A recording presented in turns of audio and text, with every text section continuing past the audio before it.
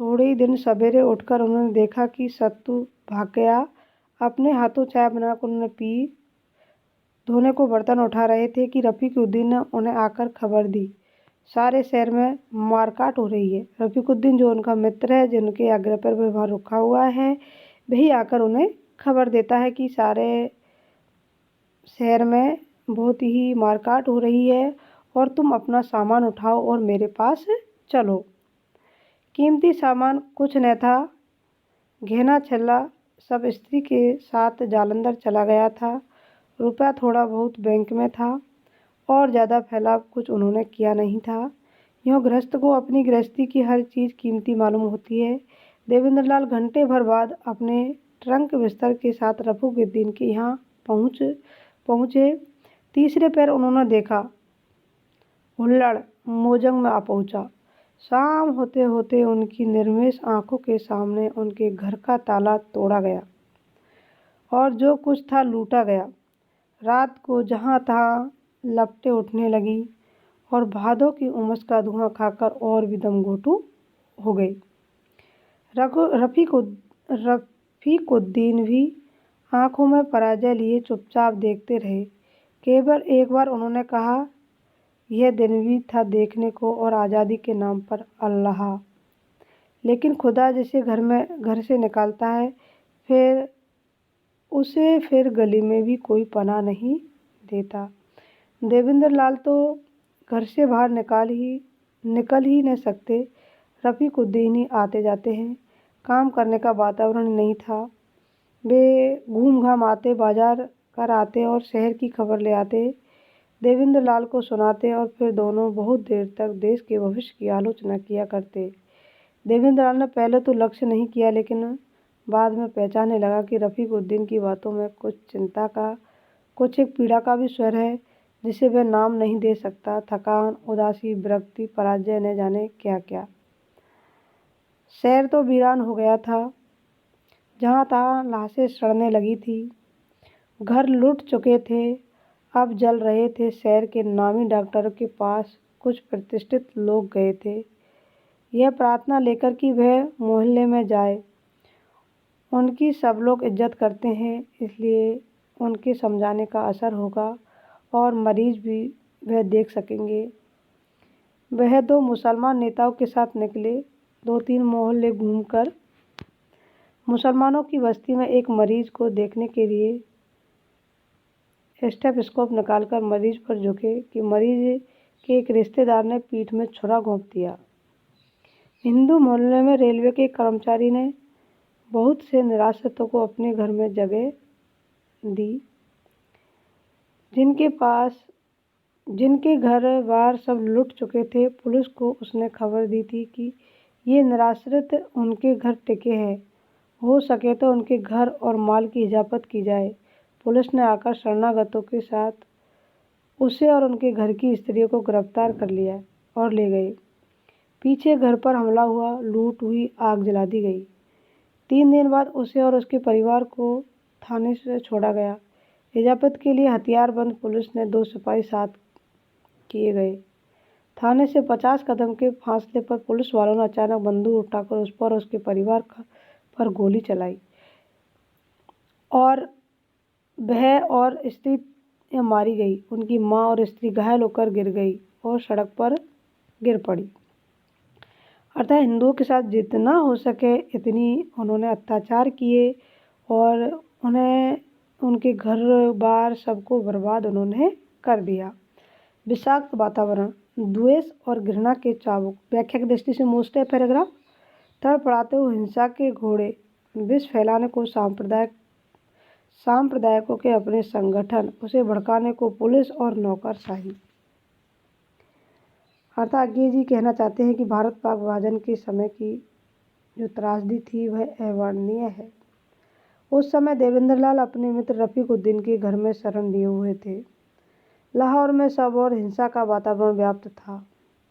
हिंदुओं पर सरेआम कत्ले हो रहे थे।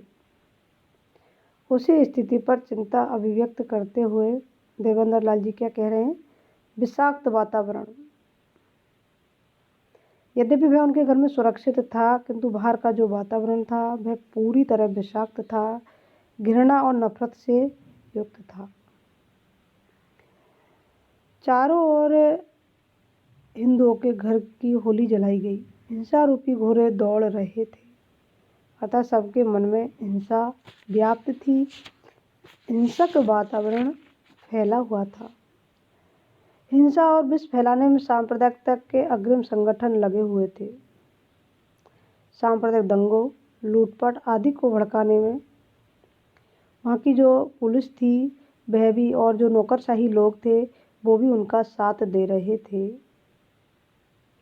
इस प्रकार जो सांप्रदायिकता का विष था वह चारों ओर फैल चुका था। ऐसे वातावरण को देखकर लगा कि देवेंद्रलाल को लगता कि वह और उसका मित्र रफीकुद्दीन जो सोच रहे हैं वह सब कुछ गलत है। वो ये सोच रहे थे कि शीघ्र यहाँ शांति स्थापित हो जाएगी, लेकिन यहाँ शांति स्थापित होने का जैसा वातावरण ही नहीं है। सब कुछ भड़क रहा है, उफन रहा है, झुलस रहा है, जल रहा है। यानी कि चारों ओर दंगों की आग भड़क रही थी, शत्रुता फैल रही थी, अग्निकांड जैसे कांड वहाँ पर हो रहे थे। ऐसे अवसर पर देवेंद्रलाल का चिंतित होना स्वाभाविक था। इस संदर्भ में वह अपने शरणदादा रफीकुद्दीन से बातें करता है, और अब तो देवेंद्रलाल को यह लगने लगा कि रफीकुद्दीन भी मुझको लेकर चिंतित है, मेरी रक्षा को लेकर चिंतित है। तो वो सोचता है कि मैं किसी को चिंता में क्यों डालूं, मुझे भी यहाँ से निकल जाना चाहिए, क्योंकि जो वातावरण यहाँ दिखाई दे रहा है उससे तो ऐसा लगता है कि ये शांत होने वाला नहीं है। हिंदुस्तान पाकिस्तान की अनुमानित सीमा के पार एक गांव में 100 मुसलमानों ने सिखों के गांव में शरण पाई। अंत में जब आसपास के गांव और अमृतसर बाहर शहर के लोगों ने दबा के उस गांव में उनके लिए फिर आसन संकट की स्थिति पैदा कर दी, तब गांव के लोगों ने अपने मेहमानों को अमृतसर स्टेशन पहुंचाने का निश्चय किया, जहां से भी सुरक्षित मुसलमान इलाके में जा सके, और 200-250 आदमी कृपाण निकालकर उन्हें घेरे में लेकर स्टेशन पहुंच आए। किसी को कोई क्षति नहीं पहुंची।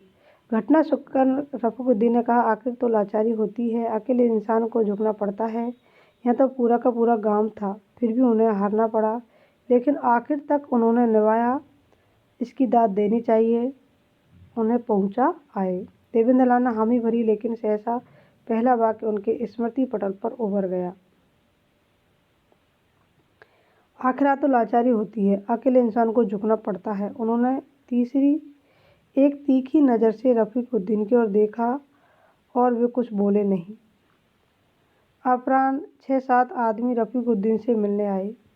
रफीकुद्दीन ने उन्हें अपनी बैठक में ले जाकर दरवाजे बंद कर लिए। 1.5-2 घंटों तक बात हुई। सारी बात प्राय धीरे धीरे हुई। बीच बीच में कोई स्वर ऊंचा हो जाता, एक आध शब्द देवेंद्र के कान में पड़ जाता।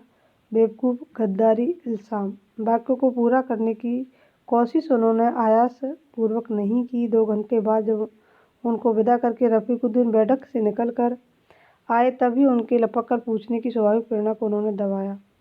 पर जब रफीकुद्दीन बिना शब्द कहे भीतर जाने लगे, तब उसने न रहा गया और उन्होंने आग्रह के स्वर में पूछा, क्या बात है रफ़ीक साहब, खैर तो है? रफीकुद्दीन ने मुँह उठाकर एक बार उनकी ओर देखा, फिर बोले नहीं, फिर आंखें झुका ली। अब देवेंद्रलाल ने कहा, मैं समझता हूँ मेरी वजह से आपको जलील होना पड़ रहा है और खतरा उठाना पड़ रहा है, सो अलग है, लेकिन आप मुझे जाने दीजिए। मेरे लिए आप जोखिम में न पड़े। आपने जो कुछ किया उसके लिए मैं आपका शुक्रगुजार हूँ, आपका एहसानबद्ध हूँ। रफीकुद्दीन ने दोनों हाथ देवेंद्र के कंधों पर रख दिए और कहा, देवेंद्रलाल जी।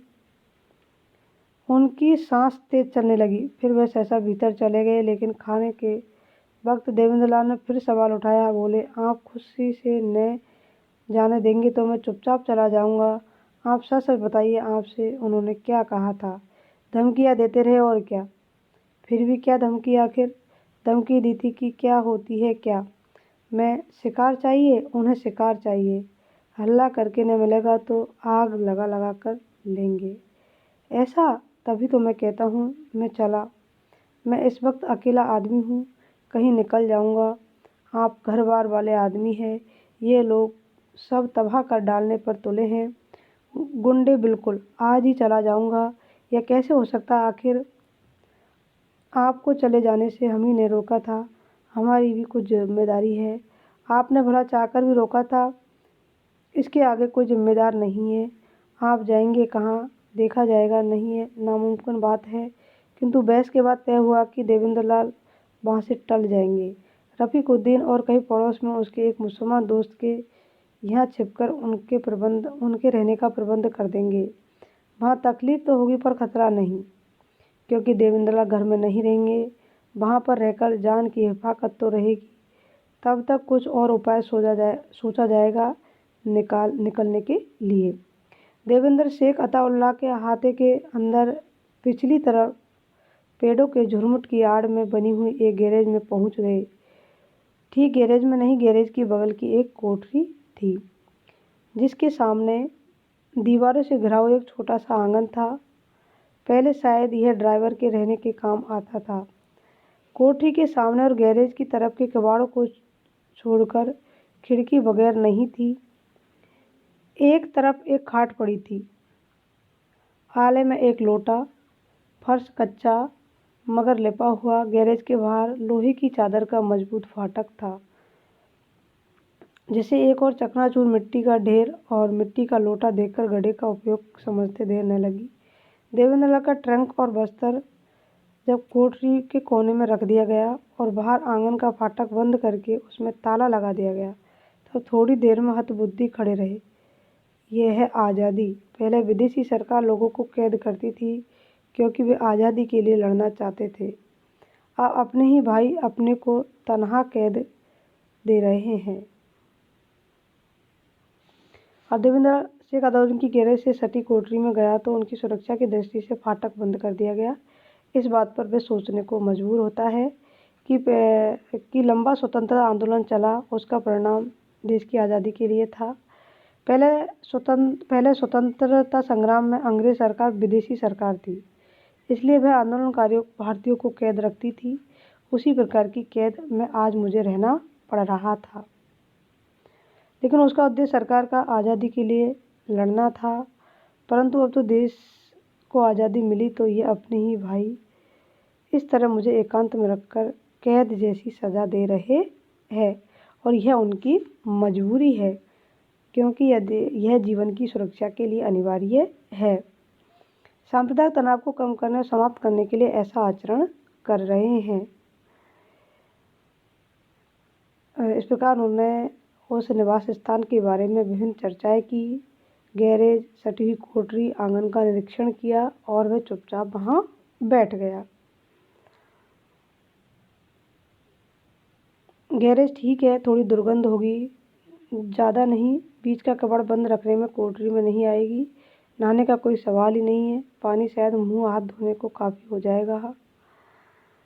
कोठरी ठीक है, रोशनी नहीं है, पढ़ने लिखने का सवाल नहीं उठता है, पर काम चलाऊ रोशनी आंगन से प्रतिबिंब होकर आ जाती है, क्योंकि आंगन की और सामने के मकान की कोने वाली बत्ती से रोशनी पड़ती है।